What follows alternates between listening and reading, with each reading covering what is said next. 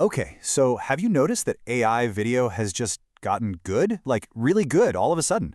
I mean, we've gone from these kind of blurry, weird, nightmarish clips to stuff that actually feels cinematic, stuff that feels compelling. So what happened? What's the big change? Well, I'll tell you, it's not just about bigger computers or more data. The real secret sauce is way deeper. It's all about how these new AI models are finally learning to speak the language of our brains. And today, that's exactly what we're going to do. We're decoding Seedance 2.0 and Kling 3.0, but we're doing it through this super fascinating lens of something called neuroaesthetics. So, here's the roadmap for today. We're going to start with a little bit of science, how our brains actually process art. Then, we'll get into the nitty-gritty of the tech. Seedance and Kling, we'll put them head-to-head, see who wins, and then we'll bring it all back together, connecting that tech to the brain science. And finally, we'll talk about what this means for, well, all of us. All right, first things first. To really get why these new AI videos are hitting different, we got to understand the hardware they're designed for, right? And that hardware is us. It's our brains. So this first part is all about laying that scientific foundation for everything else we're going to talk about. So let's start with a huge question, one that seems simple on the surface. What actually makes something beautiful? I mean, is it totally subjective, just a matter of taste? Or are there, actual rules buried in there somewhere? For a long, long time, this was a question for philosophers. But now neuroscientists are jumping in and finding some pretty solid answers. And that brings us to the key idea for this whole deep dive, neuroaesthetics. It sounds complicated, but the concept is pretty straightforward. It's the field that basically uses brain science to figure out why we like what we like. The big idea here is that our response to art, it's not random. It's actually a predictable result of how our brains are wired. So yeah, there's literally a science to beauty. So how does our brain actually do that? Well, a lot of researchers point to this framework called the aesthetic triad. Basically, our experience of beauty comes from 3 different brain systems all working together. First up, you've got your sensory motor systems. That's your gut reaction, the way your eyes just automatically follow a graceful movement. Next, there's the emotion valuation systems. That's the wow factor. It's that feeling of awe you get from a killer sunset. And finally, you have the meaning knowledge systems. This is all about context. You know how a painting seems more profound if you know the story behind it? That's this system kicking in. Okay, so keep that aesthetic triad in your back pocket. Now we're going to switch gears and talk about the tech. Let's meet the new AI models that are basically hacking into those 3 brain systems, whether they know it or not. And this right here is the single biggest shift we've seen. AI isn't just a random generator anymore. It's becoming a director. Think about it.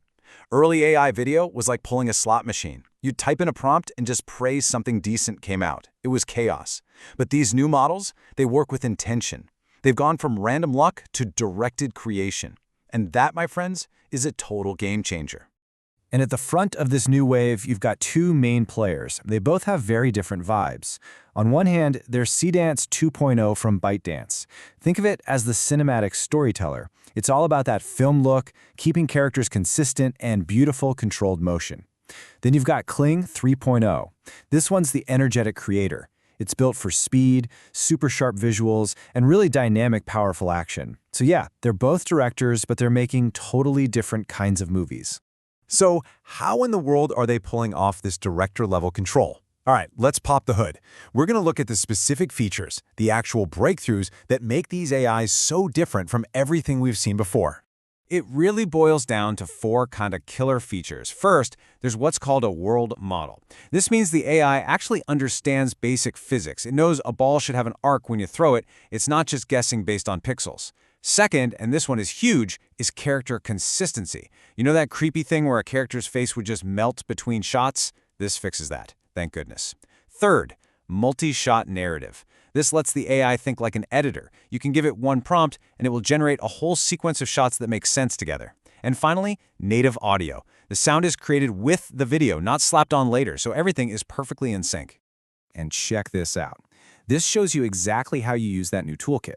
This is a real prompt for Seedance 2.0.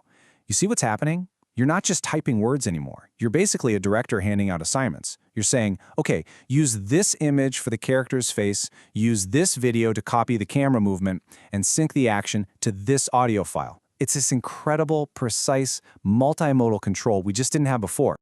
Okay, so now we know what these things are capable of. The big question is, which one should you use?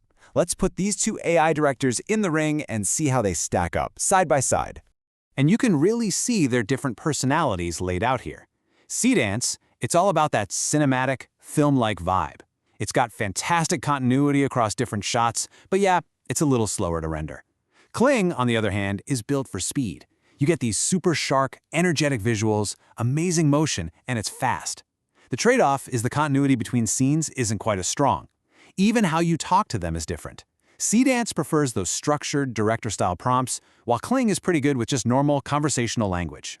So, to put it simply, which one should you use? Well, it really depends on what you're making. If you're trying to tell a cinematic story with consistent characters and that beautiful, moody lighting, you're going to want to go with Seedance 2.0. But if you're cranking out high-energy visuals, maybe for social media, and you need to work fast, Kling 3.0 is definitely your best bet. Oh, and one more thing. If music is the driving force, that native beat sync in Seedance gives it a serious advantage. All right, now for the really cool part. This is where everything clicks into place. We've talked about what our brains are wired to find beautiful, and we've looked at the tools these new AIs have. So now, let's connect those dots. This is really the core of this whole deep dive. Which leads us to the million-dollar question, right? How does an AI actually know what looks good? I mean, it's one thing to make a video that follows your instructions. It's a completely different thing to make a video that feels right, that satisfies our brain's weirdly specific tastes. How on earth are they doing that? Well, the short answer is that their internal architecture is literally inspired by the human brain. Now, I know this diagram looks insane, but the main takeaway is actually pretty simple. You see, our brains process things like color, shape, and motion on different parallel tracks, all at the same time. And these AI models, they're built to do the exact same thing. They're basically creating a simplified digital version of our own brain's visual system.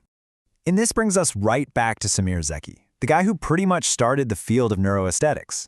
He had this brilliant quote where he said that an artist is basically a neuroscientist. They're just using different tools to explore the brain. And you kind of have to wonder, maybe it's time to update that idea. Because these new AI models, they are running millions of these neuroscience experiments every single second, constantly learning what we humans find beautiful. Okay, let's make this super concrete. Take one of Zeki's big ideas, the law of constancy. All this means is that your brain is amazing at knowing an object is still the same object, even when it looks different. Think about a friend's face. You still recognize them if they turn their head, or if they step into a shadow, or move further away, right? Your brain holds on to the idea of their face. And without that ability, honestly, the world would just be a confusing, chaotic blur. And this is the punchline. This is where it all connects. That character consistency feature we were talking about, it is a direct technological solution to our brain's deep biological need for constancy. That's why those old AI videos felt so wrong, so unsettling. They were breaking a fundamental rule of our perception. By finally solving this problem, these new AIs are satisfying our brains on a profound level. They're tapping into that entire aesthetic triad we talked about, and that's why they feel so good to watch. Okay, so what does this all mean? If the AI can be the director, the cinematographer, the visual effects artist, where does that leave the human creator?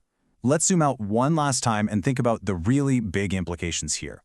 First, let's just look at the raw numbers, because this is kind of nuts. A typical 5-second VFX shot, that might cost a studio something like $3,000. With Seedance 2.0, you can get something similar for about $3. That's not a typo. That's a 1,000 times cost reduction. This isn't just a small step forward. This is blowing the doors wide open for who gets to create high-quality visuals.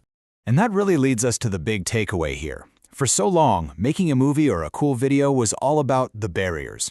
Your budget, your technical skills, how much time you had. Well, those barriers are just melting away. The tools are becoming basically free and infinite. So the bottleneck, the thing that's actually rare and valuable now, has shifted. It's no longer about the how, it's about the what.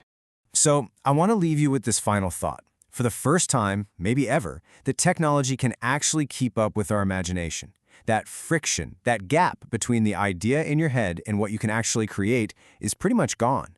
The only thing that's scarce anymore is a good story. So now that these incredible director-level tools are available to everyone, what story are you going to tell?